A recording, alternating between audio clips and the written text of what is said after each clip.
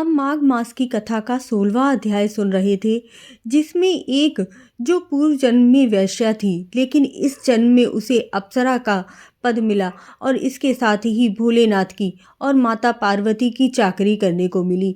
तो यह पुण्य कौन से थे जिनकी वजह से उसे भोलेनाथ का सामीप्य मिला और माता पार्वती की सेवा करना प्राप्त हुआ। वही कथा आगे करती हूँ। चैनल को सब्सक्राइब ज़रूर ही कर लीजिएगा और इस तरह की कथाओं को सुनना यदि आपको अच्छा लगता है तो जय श्री कृष्णा और भोलेनाथ की जय लिखते हुए चैनल को सब्सक्राइब ज़रूर ही कर लीजिएगा। अप्सरा ने कहा, हे राक्षस सुनो, मैं काम रूपिणी अप्सरा हूँ। मैं प्रयाग में संगम में स्नान करने आ रही हूँ। इसी से मेरे वस्त्र भीगे हैं। अब कैलाश जा रही हूँ। बेड़ी के जल से मेरी सब क्रूरता दूर हो गई है, जिसके पुण्य के प्रभाव से मैं इतनी सुंदर और पार्वती की प्रिय सखी हूँ। जो आश्चर्य देने वाला उदाहरण मुझसे ब्रह्मा ने कहा वो मैं तुम्हें बताती हूँ, तुम सुनो। मैं कलि देश के राजा की वेश्या थी। रूप लावण्य और सुंदरता में अपूर्व थी। मेरी सुंदरता का सारा नगर मोहित था और मैंने अनेक प्रकार के भोगों को भोगने के बाद जब मैं वृद्धावस्था को प्राप्त हुई तब मेरे मन में विचार आया कि मैंने अपनी सारी उम्र तो पापों में व्यतीत कर दी। धर्म का कोई भी कार्य नहीं किया, दान तप यज्ञ आदि कुछ भी नहीं किया, शिव और दुर्गा की उपासना भी नहीं की। अशांत चित्त से मैंने एक ब्राह्मण की शरण ली जो वेदों का ज्ञाता और ब्रह्मनिष्ठ था। मैंने उससे पूछा कि मेरा उद्धार किस प्रकार होगा। महाराज, साधु सज्जन अच्छे और बुरे सभी पर दया करते हैं, इसीलिए मुझ दीन पर भी कृपा कीजिए। मुझ कीचड़ में डूबी हुई को पकड़कर उबार दीजिए। क्षीर सागर क्या हंस को भी दूध देता है, बतख को नहीं देता। तब वह ब्राह्मण राजा का पुरोहित इन सब बातों को सुनकर मुझ पर दया कहने लगा कि तुम ब्रह्मा के क्षेत्र में जाकर माघ मास में त्रिवेणी संगम में स्नान करो, परंतु मन में अशुभ क्रिया का विचार भी मत लाना। पाप के नाशों के लिए महर्षियों ने तीर्थ स्थान से अधिक और कोई प्रायश्चित नहीं बतलाया है। प्रयाग में स्नान करने से तू अवश्य ही पवित्र होकर स्वर्ग को जाएगी। हे भामिनी, पुराने समय में गौतम ऋषि की स्त्री को देखकर इंद्र ने काम के वशीभूत होकर कपट वेश में उससे भोग किया था। इसीलिए ऋषि द्वारा शाप दिया गया और उसका शरीर अत्यंत लज्जा युक्त हजारों भगों वाला हो गया तथा इंद्र नीचे मुंह करके अपने पाप कर्म की बुराई कराने लगा।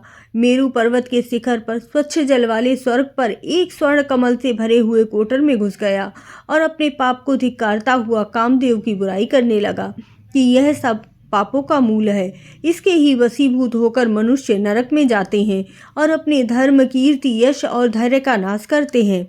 इंद्र ऐसा सोच रहा था कि इंद्र के बिना सारा देवलोक शोभाहीन हो गया।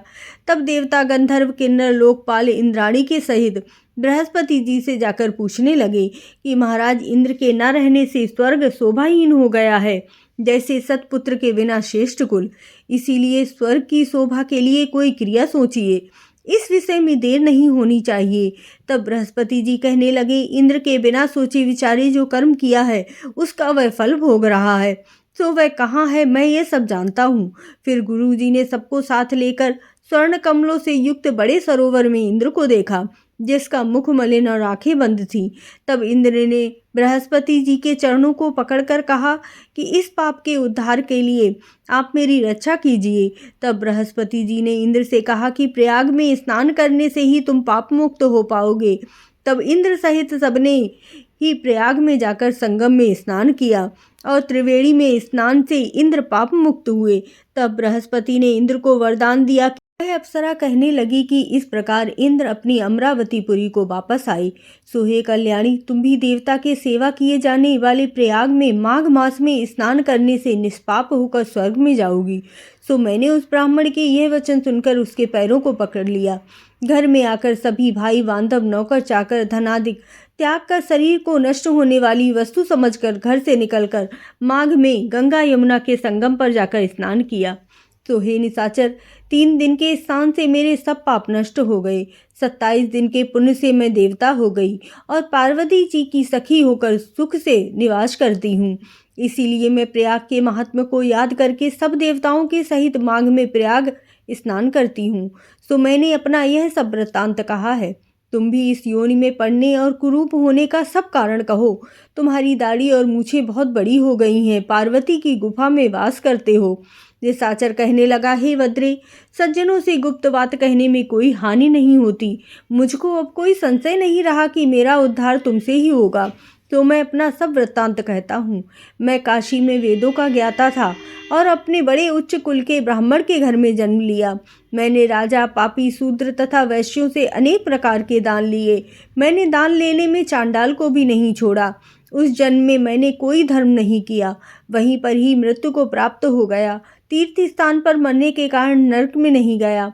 पहले 2 बार गिद्ध योनि में, 3 बार व्याघ्र योनि में, 2 बार सर्प योनि में, 1 बार उल्लू की योनि में और अब 10वीं बार राक्षस हुआ हूँ।